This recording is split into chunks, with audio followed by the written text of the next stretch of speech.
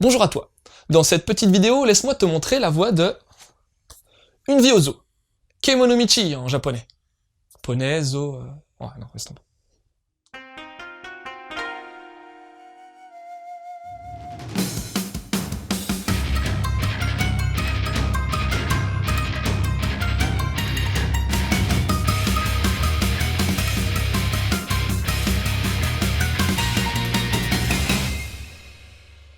Haruko est une petite nana qui vient de trouver un taf de soigneuse dans un zoo. Depuis qu'elle est toute petite, elle se sent inutile et isolée. Au travail, en primaire. C'est certainement dû à son côté trop tête en l'air. Au zoo, rebelote. Direct, le patron la prend en grippe.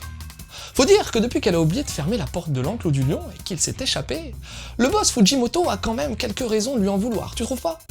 Bref, pour se dépatouiller de cette gaffeuse, le patron lui propose un deal. Soit Haruko réussit à modifier le comportement de Sumire, l'éléphante, qui refuse de se montrer au public, soit elle se fait virer. Heureusement pour elle, Haruko a une sorte de spécificité, on va dire. Elle a un odorat super développé qui lui permet de comprendre les émotions des gens, mais également celles des animaux du zoo.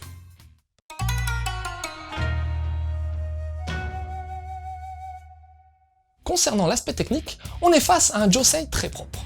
Le dessin, même s'il paye pas de mine au premier abord, est très expressif. Suffit de regarder les pupilles des persos pour s'en rendre compte. T'as également un bon taf sur les décors, notamment avec les flopés de grilles et de barreaux qui ont un bon rendu. Et bien évidemment, un gros soin est apporté aux animaux qui sont vraiment réalistes et contribuent à l'immersion dans ce manga. Niveau réal, c'est propre et soigné. Le titre utilise habilement les cases, notamment les cases en hauteur, pour fixer les émotions des personnages, dans le sens large du terme, humains et animaux. On a alors droit à tout un tas de gros plans et d'enchevêtrements habilement déployés qui permettent à l'histoire de bien couler. L'édition de chez Nobinobi est dans la plus pure tradition du manga relié avec, en prime, un papier de qualité et un vernis sélectif sur la couverture, comme on en a beaucoup depuis quelques années.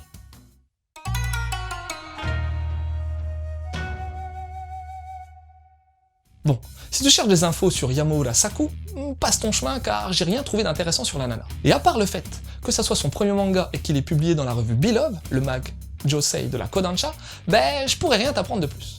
Ah si, je peux tout de même te dire que ça date de 2013 et que c'est en 4 tomes finis, te voilà informé. Alors, parlons un peu de l'histoire. Moi j'ai trouvé ça bien cool. Bon, pas besoin d'être un devin pour voir que je suis pas la cible de ce manga. Pour rappel, un josei manga, c'est un manga pour femmes adultes. N'empêche que la narration est tellement solide et le thème neutre que n'importe qui pourra passer un agréable moment.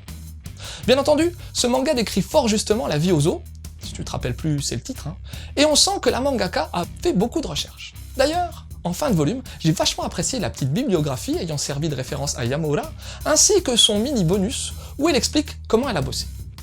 Les comportements animaux et le fonctionnement du zoo ont l'air plus que crédibles. Mais si avec ça, ce serait limite, car ouais, le cœur du manga est ailleurs. T'as également la façon de voir la vie qui est bien mise en avant. Chaque perso a une sorte de way of life. Haruko veut perpétuellement se rendre utile, le boss a une vision capitaliste du zoo, chaque soigneur est différent. Et ce qui est intéressant, c'est de les voir se confronter.